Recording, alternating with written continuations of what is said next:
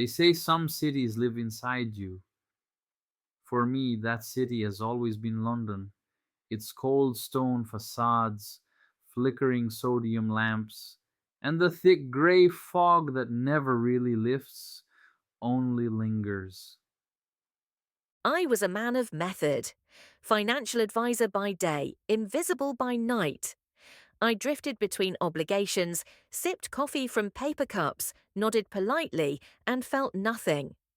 Until her. I first saw Celeste at an obscure art gallery in Shoreditch. She stood alone, backlit by a painting called The Edge of the Fracture. A faceless woman stared out from the canvas, eyes vivid, haunting. When I saw the artist's name, Celeste Wren, I felt something shift inside me. I began with a letter, then a meeting, then an evening walk. It wasn't long before I was in her flat, waking to the scent of turpentine and cloves. She was all contrast, warmth with razor edges, loving but unreadable. I thought I was the one peeling back her layers. I was wrong. Months passed. One night while she slept, I found a notebook behind her bookshelf. Inside were notes about me, my childhood, my mother's death, the garden behind the church in Brixton, where I used to hide. Private things, things I never told her. She hadn't fallen for me, she'd studied me. But I wasn't innocent either. I'd traced her too. Old university records, a gallery dispute with a professor, an ex-boyfriend who went missing for a time. I'd built her in my mind long before I met her. Still, when she vanished, she took something with her. She left no trace, no lease, no bank records, no official ID. It was as if Celeste Wren had never existed. The police were polite but unhelpful. "Are you sure she used her real name?" one asked. I wasn't. Then the lilies started arriving, white lilies. One every Wednesday, placed on my doorstep with no note. I knew it was her. Even in absence, she was orchestrating something. I tried to move on, until one arrived late, a week of silence, and I broke. Her painting, The Edge of the Fracture, held a clue. In its frame I found a postcard. Cranley Station. 2:47 a.m. Let the fog guide you. I went. The station was empty, blanketed in a silence too loud for comfort.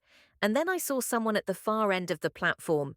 Same build, same coat. My breath caught. As I approached, the figure turned.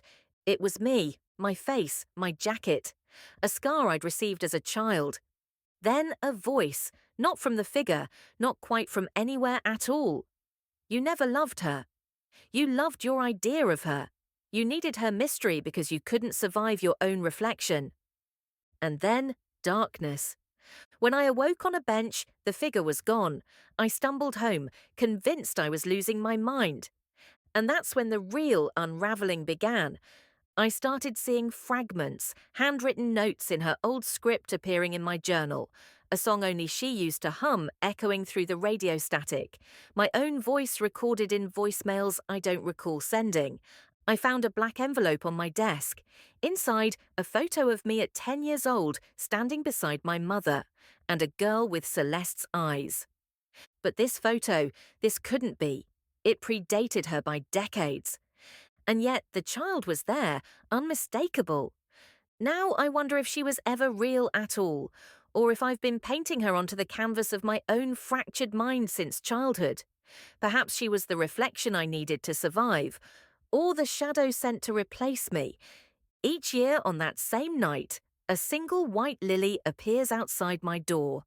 I wait for it now, because the only thing more terrifying than the thought that Celeste never existed is the idea that she still does. And she's watching,